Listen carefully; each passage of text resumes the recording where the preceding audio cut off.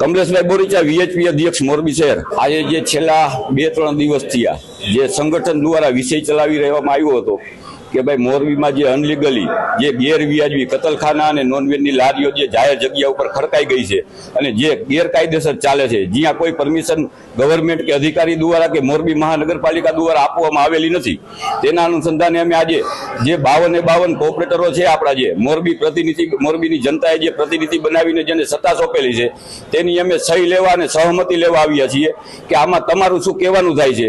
તો એ બધા સહી કરી દેવા તૈયાર છે। અત્યારે અંદાજી 50% ઉપર સહી થઈ ગઈ છે અને હજી બધા કોર્પોરેટરો આવી રહ્યા છે અને સહી કરી રહ્યા છે। અત્યારે જે બધા જ સહી કરી દેતા હોય તો માત્ર ને માત્ર મોરબી મહાનગરપાલિકાના કમિશનરશ્રીને શું તકલીફ છે કે આ મોરબીની જનતાનો અવાજ નથી સાંભળતા અને જે મોરબીની જનતા માંગે છે અને અનલીગલી છે, જે ગેરકાયદેસર જે સરકારના ચોપડે ક્યાંય નથી, એને હટાવવામાં એને શું તકલીફ છે એ અમે મોરબી હિન્દુ સંગઠન અને વિશ્વ હિન્દુ પરિષદ બજરંગ દળ દ્વારા પણ એ સવાલ પૂછી છે। અત્યારે આગામી સમયમાં નહીં થાય તો આવતીકાલે અમારે જન્માષ્ટમીની બેઠક છે।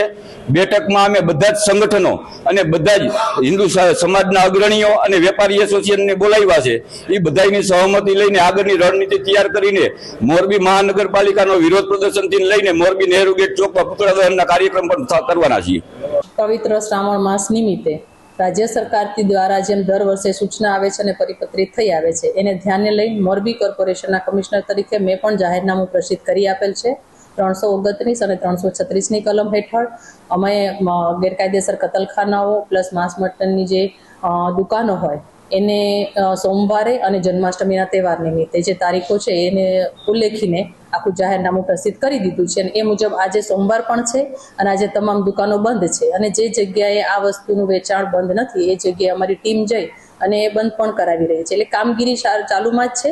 જાહેરનામું પ્રસિદ્ધ થઈ ચૂક્યું છે અને આ કિસ્સામાં અને આ બાબતમાં ચોક્કસ અને ખૂબ કડક હાથે કાર્યવાહી કરવાની રહેતી હોય છે। કાયમી ધોરણે બંધ કરવા માટે એક આખી એસઓપી અને ગાઈડલાઈન સાથે આગળ વધવાનું રહેશે। 336 હેઠળ આપણને કતલખાનાઓ બંધ કરવાની સંપૂર્ણ સત્તા મળેલી જ છે અને એ મુજબની આપણે કાર્યવાહી કોર્પોરેશને કરવાની રહે છે અને એના માટે મારું આયોજન ચાલુમાં જ છે।